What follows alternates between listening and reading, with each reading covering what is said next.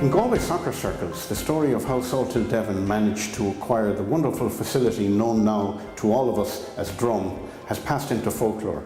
I never heard the story told and never could put my finger exactly on how Salthill managed to acquire the funds in the first instance to secure Drom.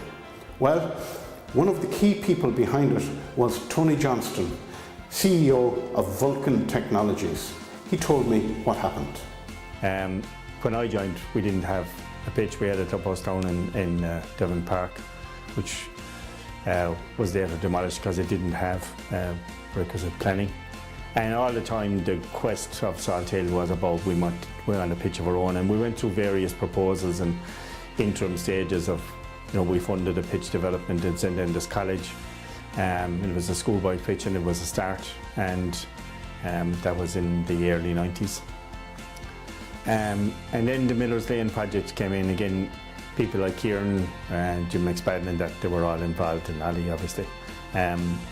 So we bought the site in Miller's Lane, developed the pitches, very proud of them, sand-based pitches, great quality.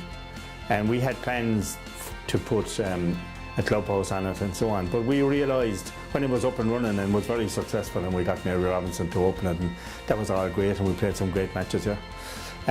We realised that really with the growth of the club that it wouldn't meet our needs. We didn't have enough space for training, and we had ambitions within the club to grow. So we looked at what we could do, and we as I said, we were ambitious and we sized what we needed, and eventually we located the site at Miller's Lane and or at Drom, and we went out and we purchased that.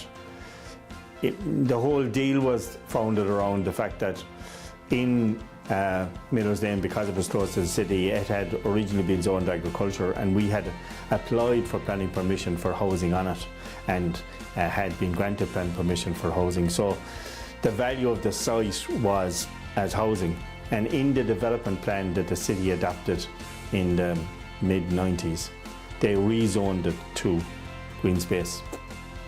So the result was that the club had a depreciated asset which they were entitled to be compensated for.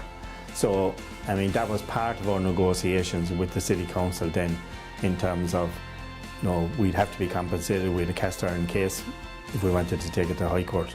There was no question about that we would succeed. So we sat down with the city manager and said, look, there's none of us want to go to court on this. We are working on behalf of the community and football, and we want any monies that we get in compensation going to go straight back in to this project. So we had a very happy relationship, I think a very practical relationship with the city manager at the time, Joe Gavin, and basically the arrangement was that we would be able to continue to use, we'd cede the Miller's Lane to the City Council, to the city, and that we would continue to use it while the Drom pitches were being developed and seeded until they were ready to play, and that's what happened. So I think overall it's been very successful.